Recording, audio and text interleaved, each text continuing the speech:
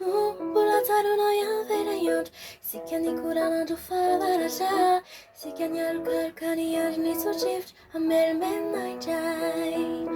mbola tsaronao ihany ve ilay andro ianao nilaza fa vitako sao tosao ka ndeha izaho sy ianao hiaraka hikaroka ny masoso ny marina mantsika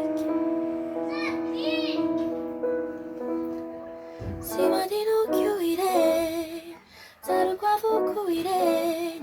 fa mitra lavitra no zavatra hita maso no voatahiry zaro ny avitrany laza ho ahiatrany fa ho avindray ny vavaratrany isarisara-tsaina sisa no mandindona iny andro vavaratsy namanao akopa ny rivotrany mitony eto mampiarasana mandrapahatonga indray niverena ny ilay hafanana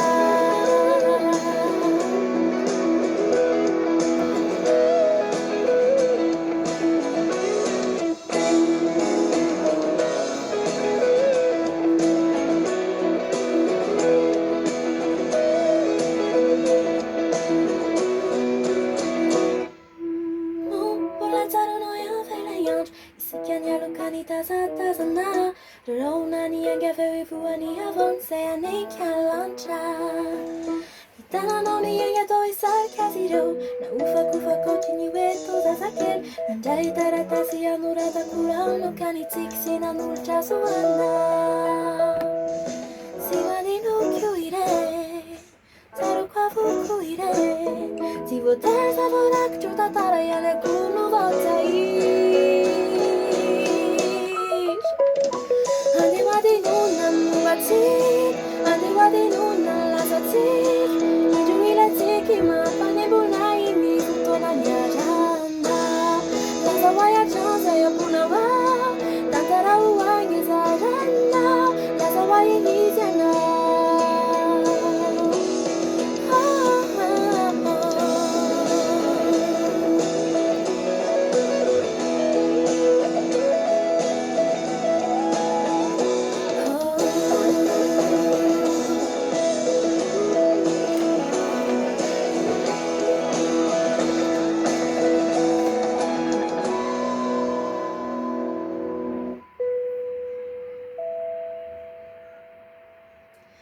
sy hoadinoko ireny tsaroko avoko ireny sy vitany mazay mahafinaritra ny fony fiainana